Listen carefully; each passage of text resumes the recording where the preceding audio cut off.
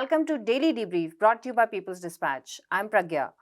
Israel's incoming far right government wants to legalize dozens of settler outposts in the occupied West Bank, signaling yet another escalation in the region. The United Nations brokered grain export deal from 3 Black Sea ports is extended until March, though Russia says issues remain unresolved. And in the United States, Starbucks employees carried out their single largest protest in a day on 17 November, demanding better staffing and calling the company to negotiate with them. We'll discuss all this on today's episode. The outcome of the recent election in Israel was expected to heighten tensions in the occupied territories. Now, even before Benjamin Netanyahu's new government takes charge, there are signs of what is to come. With its far-right allies who swept it to victory, the winning coalition in Israel wants to legalize its settler outposts regarded as illegal in international law and Israeli law. What the decision means and what new risks it implies for Palestinians are questions many around the world are asking.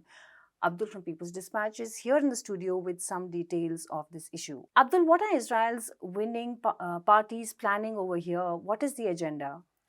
It looks like they want to consolidate their base. So if you see Ben-Gvir and Netanyahu, when they sat together to negotiate the final shape of the government they are going to make in few days from now, they basically are addressing to their core constituencies.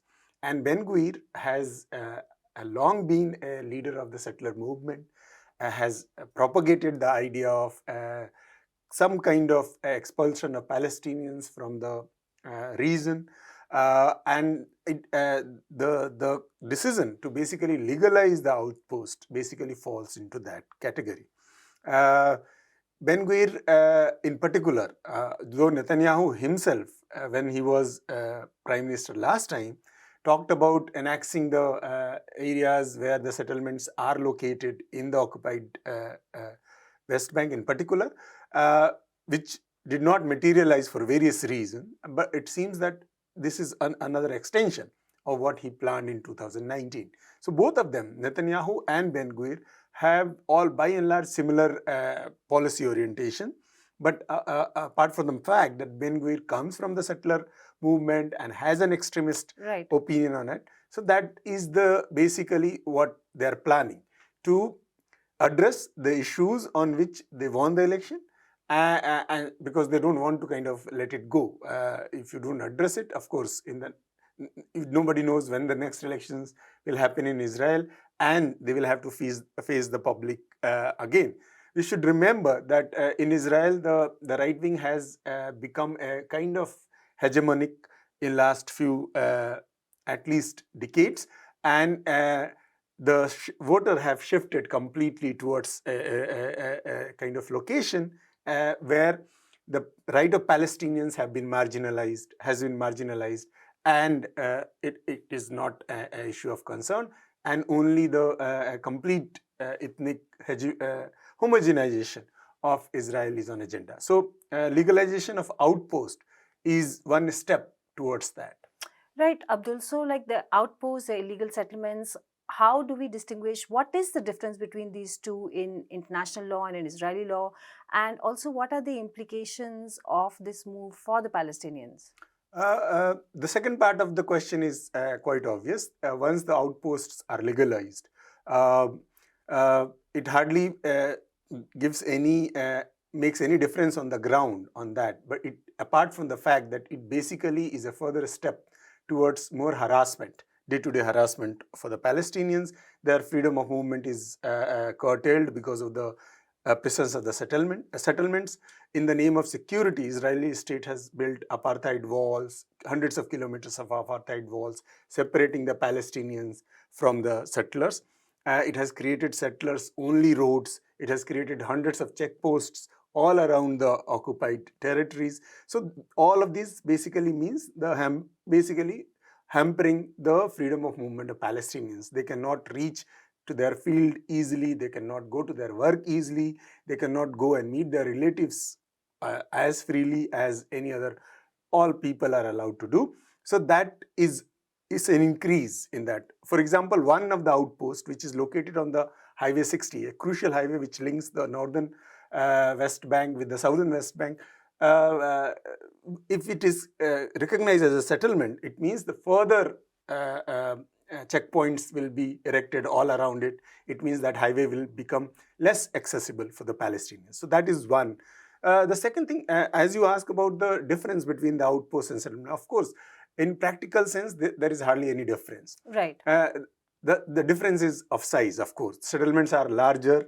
Outposts are made primarily by one or two families or a smaller group of settlers who are more ambitious, who are more aggressive towards Palestinians, who want to occupy the Palestinian land, and they go out from the existing settlement and build further, take away further Palestinian lands and build their own houses there. So those are, of course, you rightly pointed out that the settlements are recognized as per the Israeli law, but the Israeli law itself is not recognized in the occupied Palestinian territory as per the international law related to the occupied territories. So the entire structure of whether it is outpost or settlement or the Israeli other structures in the occupied territories are all illegal as per the international law. So the distinction is basically a distinction mostly in the minds of the Israeli ruling elites. It has no difference, it hardly makes any difference on the ground.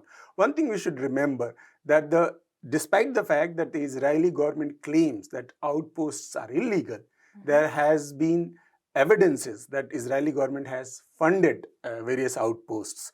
If they are illegal, how they are funding it. Right. Also, the outposts built on Palestinian land has been provided security by the Israeli state, and the settlers living in the outposts have the similar right as any other settler in the occupied territory or similar to the Israeli citizens of 1948 Israel. So for all practical purposes, there is hardly any difference. Of course, the difference is only about the perception. Given all that fact, it seems that the new government is basically, whatever the policy decision it will take, it will complicate the Palestinians' situation, which is already bad for last few years. It will make it worse. All right, Abdul, thanks a lot for that update, and we'll be back with you in just another minute or two. Russia has repeatedly said that Western sanctions are hurting its grain and fertilizer shipments. That is why the United Nations mediated grain export deal from ports in Ukraine has been extended by 4 months instead of a year. The so-called Black Sea Grain Initiative has shipped 11 million tons of foodstuff from Ukraine to ports worldwide so far. But its renewal does not include a deal for Russian ammonia shipments, which could lower fertilizer availability. And questions also remain about who the grain deal has helped. So we'll return to Abdul about this. Abdul, what led to doubts about this grain deal in the first place? Well, the basic reason behind the doubts are what Russians are claiming. Of course, the misuse of Ukrainians of the deal, which basically led to the attack on its ships located in the Crimea last month. Right. So that is one where it started. But of course, the Russian objections are much more deeper. Russia has claimed that the grain deal originally talks about lifting the sanctions or kind of relaxing the sanction in certain ways on Russian grain exports as well, which Russia claims that the European countries and the US have not done it. So since that part is not implemented, the grain deal was partially a one-sided deal in which Russia allowed the Ukrainians to export their grain, but Russians were not allowed. The rules on Russians were not relaxed. So that was one major concerns which Russian raised. Apart from that, Russia has also raised the issue of where the grain is going. Russia has repeatedly said that most of the grain which is leaving the Ukrainian ports are not going as promised in the deal to the poorer countries in Africa or in Asia, which are facing the food inflation. because of the lack of the grain, because they're heavily dependent on imports. Instead of that, it is going to the European countries. More of the 60% of the grain exported in last since July from the Ukrainian ports, according to the Russian sources, have gone to Europe, not to Africa or any other place. So bad implementation of the deal, not fulfilling the parts related to Russia's sanctions on Russia, and the misuse of the export route, which is allowed by Russians. These are the these were the basic concerns on which it was apprehended that the deal might not get extended. Thankfully, Right. it has worked out. Yeah, it has worked out, but now what can we expect to happen now that this deal has been actually thrashed out for the next 4 months? Mostly the shipment of the grain from Ukraine and from Russia will continue, and this time Russians have claimed in the statement issued following the announcement of the extension that the UN has promised that the Russian part of the deal will be implemented. It means the sanctions imposed by Europeans and the US on Russian shipment will be relaxed, if not lifted altogether. That would mean that the most of the grain Russia claims will reach to the countries in Asia and Africa. As per the Russian statistics, whatever Russia has been able to export through land or through whatever sea routes available to it, despite the sanctions, 100% of the grain has gone to countries in Asia and Africa, not to Europe. So Okay. it basically, we can see that in the coming months there will be more shipments from Russia to Asian countries and to African countries, and they need it, and this may help them to kind of address some of the issues related to food inflation. It is a fact that most of the Asian countries, most of the African countries, particularly the countries which are dependent on the import of grain and fertilizers and other crucial ingredients related to their agriculture from Russia and Ukraine, are suffering because of the less accessibility to the Black Sea. And hopefully, in 4 months, it will be addressed. If it is not addressed, that's why the 4 month period. They even wanted the deal for 1 year, Right. but it did not happen, primarily because Russia wants to see whether the sanctions on it are relaxed or not. If it does not get relaxed, then we can expect more troubles for the global food crisis. All right. We basically have to wait for 4 months to see whether this works out by then. Yeah. Thanks, Abdul. Thanks for joining us. Starbucks employees have protested for over a year against unpredictable and long working hours. Hundreds of stores have formed unions, many of them unanimously. But they're now trying to stop the company from harassing those who help other workers raise their voices against a host of unfair terms of services. That's why they chose to protest on Red Cups Day, crucial for Starbucks sales, hoping the company will talk to them. Anish from People's Dispatch has been following the developments in this protest. We spoke to him just a short while ago. Anish, good to have you back on the show again. Anish, can you start by telling us Red Cups Day? Why did the employees choose this day? What happened? Well, it's the busiest day for Starbucks across the country. It is a day when they give customers a red cup, a reusable red cup that they can keep using and refilling on select number of beverages that these stores offer. So obviously, it is one of the biggest sales day for Starbucks for obvious reasons, and that often comes with no addition to staff and in fact longer shifts and schedules for existing workers at Starbucks outlets. There are more than 260 unionized stores across the country right now, and Starbucks is currently under negotiations with all of them, basically, and with Starbucks United. which also works for which represents these unions, and over 7,000 workers of the some 70,000 workers across the country. So it is definitely a massive union right now, and these negotiations include not just fair wages, but also fair contract and better working conditions. And better working conditions means more staff in stores, because most of these stores are running under capacity in most cases, not because the sales are down or the number of customers are down, but it's just that post COVID they just did not bother to hire too many people, and that is Okay. also primarily the reason why a lot of workers are overworked, and they have to sometimes even stretch their shifts. They do not have stable shifts, and that is something that just exacerbates with the red cup day, because obviously you're already short staffed and you have to overwork yourself on this very busy day as well.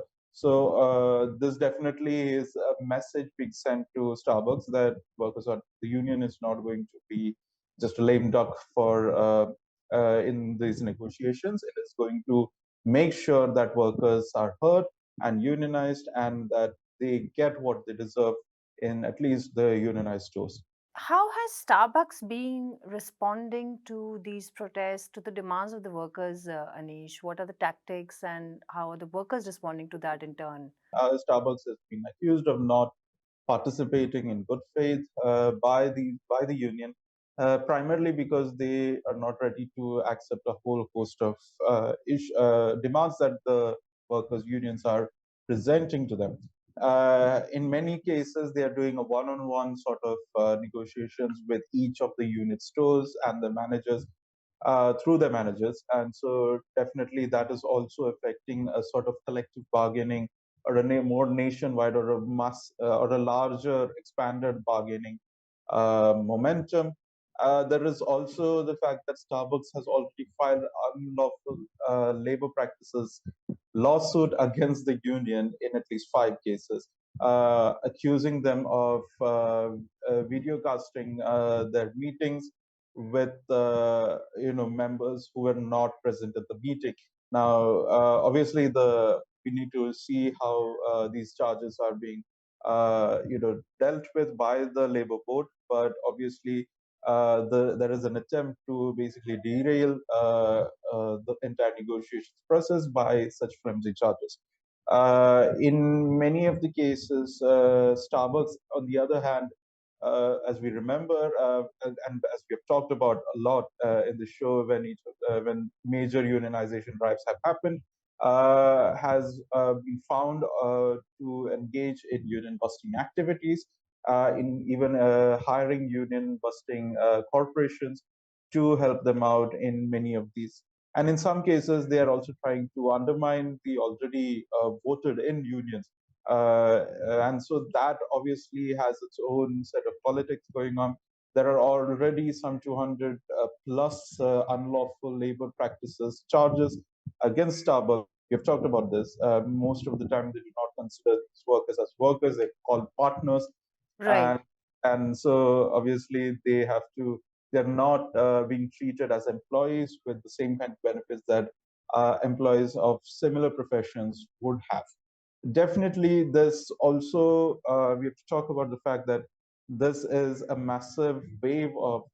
of the massive wave of labor resurgence that is happening right now. Starbucks is facing, all the time that it says that only a small percentage or a small fraction of its larger Starbucks work population is being unionized. The fact that it already has reached a tenth of its working employees within a span of year of unionization drive, tells you that this is a massive, the biggest, in fact, the biggest wave of unionization in the fast food industry that the United States has ever seen. So Starbucks is definitely concerned about that, and how it might have to start sharing the kind of profits that it has gained, not only during the COVID-19 pandemic through various reasons, but also by the fact that they have been understaffing and overutilizing the existing labor force to the point that it only cashes in in their profits. So definitely that is going to have to change, and that is what they're more concerned about. And these workers are resisting those kind of efforts from Starbucks. Right, Anish. Thanks a lot for joining us with that update. And that's all we have for today. Thank you for watching Daily Debrief. Do come back to us tomorrow. You can find more such stories on our website, peoplesdispatch.org, and look out for our regular updates on Facebook, Twitter, and Instagram.